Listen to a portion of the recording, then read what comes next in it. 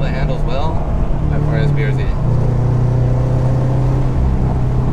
It feels super planted, man.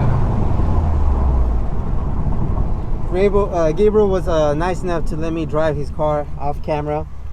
That short shifter, which is OEM, it's definitely one of the best ones I've ever been able to experience, and I still don't. I thought it was gonna be longer. It's great. Transmission is good. Clutch is very, very soft, but not too soft like a Honda Fit soft. I hated that. This one at least has a little bit of a feel to it, you know, the engagement point. It feels like you're driving a stick shift, you know. It's cool.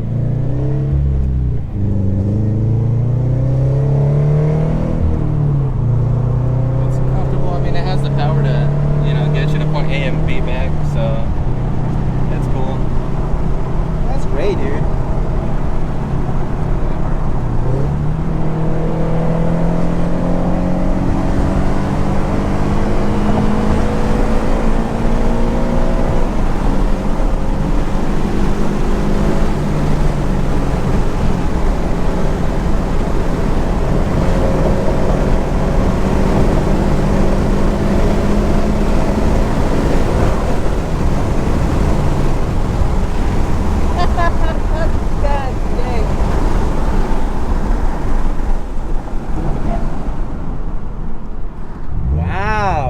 Those are just regular brake pads. No need for a BBK. Pads, yeah. Yeah, no need for a BBK. Huh. That doesn't read in kilometers, right? Just making sure. No. Wow. That's, yeah.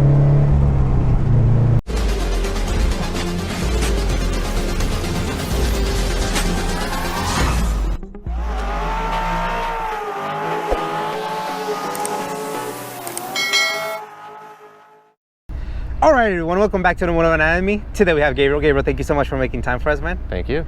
Thank you for reaching out, by the way. This is going to be something different, and we definitely like this type of different. So tell us about your FRS. Oh, you got to start off with that. You got to start off. So tell us, man, what do you drive? I drive a 2017 Subaru BRZ Premium. And yeah, this is my little baby right here. Man, this is dope, man. This is dope. And I can't wait to hear the story behind this specific build. But walk us back, man. When did the whole car bug started for you? How did that go about? I think it started off like every car guy, right? Started wrenching with my dad at home, doing side jobs when I was a little kid. You know, hold the light for me, give me this wrench. So it was always just having that. The question is, were you holding that flashlight right? No. Okay. And I got the smack. Nah, but definitely, if it wasn't for him, I wouldn't be here. And then back in high school, I had friends, you know, back then that was like 2013, and all the kids were, oh, the JDMC and this and that, you know, going to my first Honda Eibach meet, 2013, I'll never forget that, and getting my first car. And I think like every high school kid, you start building it with cheap parts, and you realize that's not the way to go. Well, yeah, but you know, budget is different back then, and things like that. And you're just excited to buy something new. Yeah. You said you buy your first car. What was it? It was actually a '94 Honda Civic EX, so a EJ1. Nice. So that was my first little bucket project car, and then it turned into not so much of a bucket. And then I had that for a few years, and then I got my '99 Civic Si, so a real EM1. And I always got hit with that question, is it a real EM1? And I'm like, yes, it is. Because God forbid it's not, right? Then it loses all credibility. Yeah. And we can't talk to you no more. So you picked up an SI? Yeah, I picked up an SI, and I drove that one for about 3 years. And what year was this? I picked that one up in 2015. Okay. So I think 2015, yeah. Well, so then what happened to the SI? So blew the engine, got rid of it. Actually no. That motor's been holding up quite a bit actually. So what happened was I got the car, and then I had an accident, and then I got the whole car resprayed and everything. You know, I ran it like that. It was beautiful, it was top notch, but that paint job just didn't hold up. So once that paint job started going downhill, I was like, you know what, I'm gonna turn this into a full project car. And then I just decided to pull out the motor, start redoing the engine bay, just pretty much, you know, redo the whole thing. And at that point was when I was like, you know, I wanna get one of these too. So I picked up this, and then I just started building that. And then, to be honest, I kind of lost sight on the EM1. Yeah. But recently, I really started putting time back into that as I kind of finished this one up, you know. Okay, so you still have that SI? Yes, That's I do. awesome, dude. And I'm putting a lot of work into it now, actually. Oh, nice. So maybe we'll have you back. Yeah, hopefully. We'll have you back for the real car then. Yeah.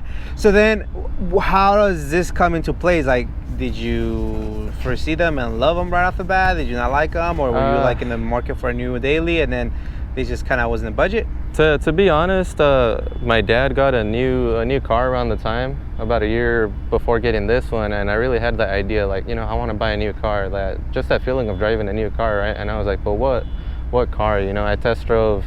Back then was when the 10th gen SI was just first starting coming out. I drove it. I didn't really like it, and I was like, no. I mean, I'm a Honda guy, but it just wasn't what I was looking for. You know. I drove a WRX, and coming from coupes before, I just couldn't see myself in a sedan. So then I test drove the BRZ, and then, you know what, it was just, I fell in love with it, you know. It felt good, it felt snug, it felt like a sports car without being too flashy, you know. And everybody always sees it, and they're like, hey, what car is that? What car is that? They don't know really what it is, but, you know, once you tell them it's a Subaru, they're like, oh man, that's a nice Subaru. You don't see that too often, you know. Okay. So this one's the one that captivated your eye. Has it been everything that you thought it was? Oh, definitely. I mean, even when it was completely stock, I took it to the track for the first time with like 1,000 miles on the car. So I just got past the braking period, and I was like, you know what, let's see what it does on the track. And after doing track days, it just kind of became that, you know what, I don't want to slam this car. I don't want to keep it stock. I just want to build a nice, you know, a nice clean daily that you can take to the track every once in a while. Because before my EM1 was slammed, you know, and I kind of got over that slammed phase. So I just wanted to make something that looked good and felt good and sounded good, you know. You're getting old, man. You're getting old. Yeah. So let's get it on it, man. Like, so tell us about the front end. What do we have going on so far? Because your modifications are very clean. Yeah, it makes the car very aggressive. So on the front end, I mean, with the whole car itself, I kind of wanted to do that OEM plus with a little more oomph to it, you know. So I tried to get as many of as you can see, the STI badge, you know, I wanted to get as many of the STI pieces that I could get for it, because here in America, we don't have an actual BRZ STI, only the BRZ TS. So I just wanted to do that, you know, like the Honda guys, the Type R inspired build. So this is a JDM BRZ STI inspired build. Sweet. So I did the OEM JDM clear side markers. Nice. I did the OEM JDM daytime running lights. We got the Veris Engineering front splitter with the Veris Engineering dry carbon end plates. The splitter, as I showed you earlier, you can actually stand on it. So I love how you're not gonna stand on it again, because you're like, maybe I'll crack the second time. Yeah. No, but definitely, yeah, strong, yeah. And then over here, I mean, on the side, we got the OEM STI side skirts, the OEM STI fender garnishes, little details, even right here on the door handles. You got the OEM JDM STI door handle protectors. You can see that badge at the bottom. Oh wow, that's cool, man. A whole bunch of little details. Yeah, and then on the back side, I mean, we got the OEM STI rear spats, Veris Engineering non-aggressive rear diffuser to go with the front splitter. And actually, you can't see it, but I have the Veris Engineering suspension cover, so it really helps complete that aerodynamic feel under the car. Wow. And then the only replica parts are the SARD replica wing with the extended brackets to match the length of the TRD replica spoiler. I love how you're honest about like the fact that they're replicas. Yeah. I don't really care, but I think it's funny that you're like super honest about it, you know? Yeah. And then you don't see these too often, but these are authentic JDM, actually off the Toyota 86 window visors. Because in Japan, only they got those visors. We don't get those here. Tell us about your suspension pieces. So suspension, I'm running the Tane Flex A coilovers, which are supposed to be a pretty good entry-level track coilover, but still pretty comfortable for daily. With the Cusco rear lower control arms, SPC rear toe arms, and a Cusco front strut bar with the master cylinder brace for the brake. And then, yeah, that's about it as far as suspension. Nice. Wheel and tire setup, man. Wheel and tire setup. Love it. Yeah, I'm running a 17x9 plus 38 Ray's Gramlite 57 CR. They were actually originally gold, but I had them powder coated by Velocity Powder Coating. So shout out to him. And a Pro White with a 255/40 Federal Evolution ST1. So they're 300 treadwear. They're not the stickiest track tire, but they're pretty good for daily, and they felt good on the track, so can't complain. It's really a compromise of both. And then Stop Tech Sport front and rear brake pads. Wow.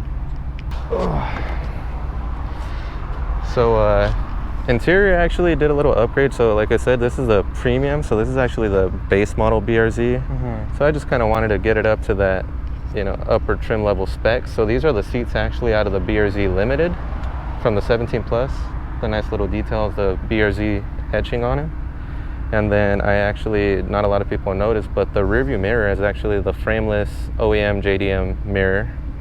And then the OEM STI shift knob for the BRZ. Nice. And that's pretty much it. Just try to keep it simple on the inside, but feel nice and a little extra. It looks great, man. And I don't. Do you have different options for the interior of the color of the interior? No. So the BRZ, they all came with the red stitching, unless you get like the seats from the special model that year, which come in different stitchings. But I really just like to go with the red stitching on all my cars. But like the door panels, carpet, all that is black. That's standard, or is it's all black? But like I said, there's so much support for this car. There's so many people out there that sell different panel inserts for the armrest. Oh, you can switch up the color. You can do it. You know, in Japan they also have the suede option if you wanted to go suede too. Nice. So you can still keep it OEM and have that suede. You know, good aftermarket support for this car. Oh yeah, dude. definitely. Oh man, no, I love the black interior. Well, thank you. Any future plans? When are we gutting it? Let me know. Never. No. I like the full interior. I like the comfort. I like that feel of just you know, from the inside it's a stock car, but on the outside it's obviously not. You know, but just try to keep it nice and simple.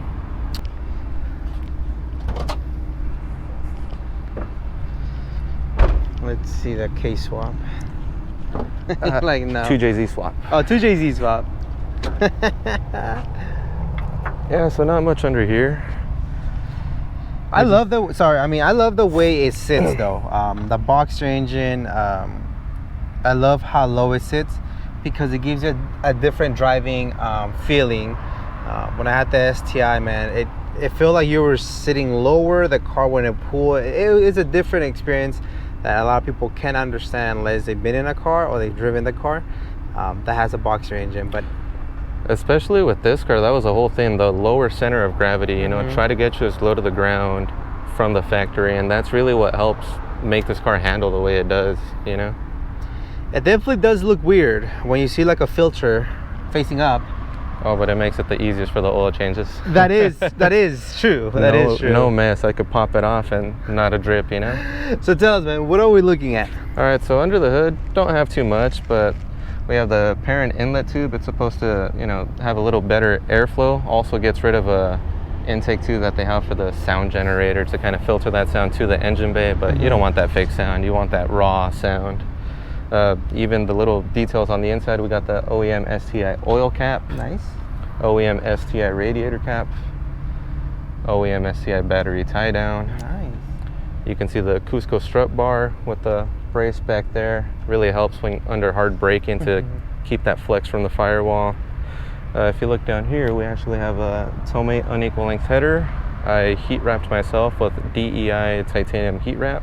Looks very nice, by the way. And then you can kind of see it back there. We got the Tomei overpipe that's also heat wrapped. Try to keep that heat away from everything. And then just a MagnaFlow catback exhaust.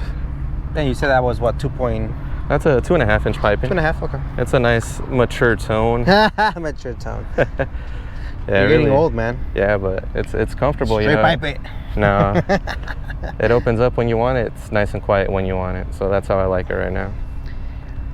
So car stock is what, 205? You said? 205 to the crank. That's what they advertise. To the crank. Yeah. So 180 to the wheel. About. On a good day. Yeah, 170.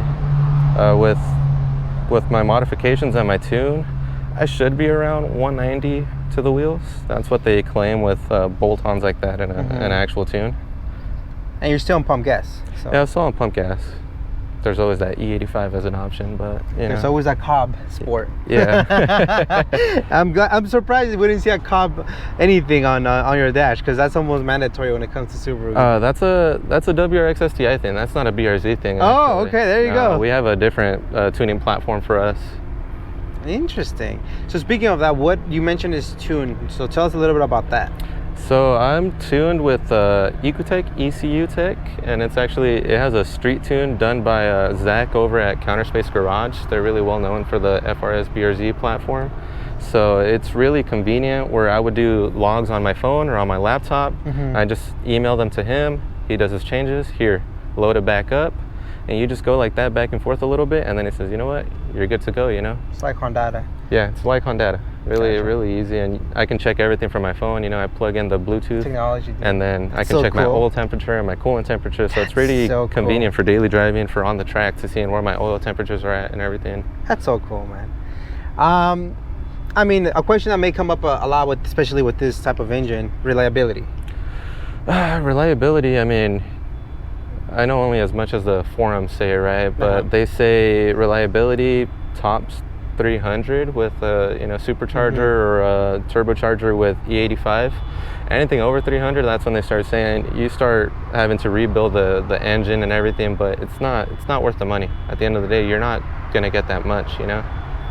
So these cars are reliable if you keep up with the maintenance. They're fun. You know, I've done at least 10 track days. Wow, that's a lot. And 80,000 miles, and it's still holding up just fine, you know? 80,000, what year is it again? It's 2017. I got it November of 2017. You've been driving. Yeah, I do quite a bit of driving. I love that, dude. I love the fact that you've been driving.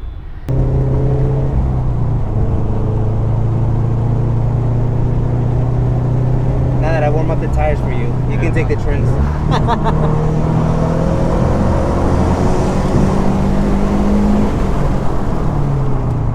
Oh, there's the brakes.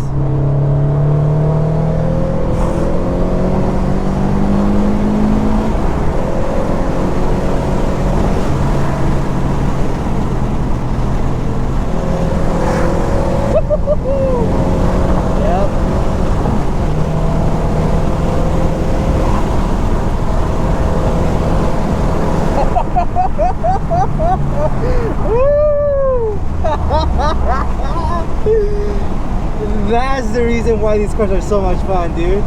It's not about the straight line speed. It's about how they handle, you know? It hugs the corners, man. All right, Gabriel, thank you so much for taking the time showing us this beautiful, beautiful build, man. Thank you. I absolutely love the car. I actually really like these cars. I don't know why I wouldn't get one. Maybe because at the time I was looking for a sedan, and so that kind of took these ones out. But it seems like it's a great platform with a lot of aftermarket support. So this is a great chassis meant to build. So definitely. Thank you for your time. Thank you for reaching out, man. Any shout outs? Any shout outs? First of all, my lady for putting up with all my car part purchases and coming out to car meets and track days. You know, it's always fun to have your lady by your side there along the way. My dad for teaching me everything he taught me as far as wrenching on cars. You know, it started off with him helping me to now I do everything myself. You know, if it wasn't for him, I wouldn't be where I'm at today. My detailer, like I said, he's always willing to help. Detailed by Pickle, if you guys are in the Hemet area, always hit him up. And all the homies I met along the way, you know, it wouldn't be the same if you didn't have those friends along the way to come out with you or hang out on the side, help you when you need help. You know, that's what the homies are always for. Yeah, man, I keep hearing the track crowd are a different type of breed, man. They actually really help each other a lot more than definitely. Just anybody who just goes cars and coffee type of thing. Yeah, that's really what leaned me towards doing track days or hanging out at the track. You know, it really, I mean, shout out to my friend Sean. He was the one that really got me to go to the track. Daily Driven FG4, you know, he's the one that took me out there. He gave me ride-alongs, and like you said, it's That's just awesome. Going out to the track and hanging out with people. It's a different vibe. Everybody's just out to do the same thing, to have fun. You know, to have fun out there, push yourself to get a better time on the track.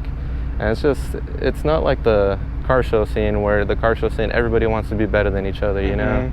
I mean, not everybody, but for the most part, you know, people are after the attention, you know, and track days are more about the fun. Just building it to build it, you know, building it to have fun out there. So it's a different scene. I truly enjoy it. 100% agree, man. 100% agree. But keep building it. I mean, it'd be cool to see that supercharger. That'd be pretty a whole different animal for you to be able to drive. Oh, yeah. And hopefully you invite us back for the SI, man, because I think you're, like you mentioned, you're putting in some mad work on that one. Oh yeah, definitely. And I mean, shout out to you, man, for having me out here. It's truly an honor. So I appreciate it. No, man, thank you. It's builders like you who watch and, you know, participate and inspire others. There's gonna be somebody who's gonna come across this, you know, video that drives a BRZ or even FRS, and they're gonna be like, man, that's cool. Like somebody's actually tracking it. Somebody's doing this. Somebody's doing that, and then it gives that motivation that, oh, okay, I can do it myself, you know. And then you give them ideas, and so that's what it is. It's you. It's not really anything that has to do with me. So thank you for making the time and for, you know, motivating others, man. So I appreciate it. Yeah, I mean, that's what it's all about, helping each other out, you know, lending a hand if they need, you know, if they have any questions or anything. That's what it's about, you know. You shouldn't shut out people or, no, I don't want to tell you my secrets. It's none of that, you know. It's helping each other out and informing each other, you know. The more you know. Awesome, man.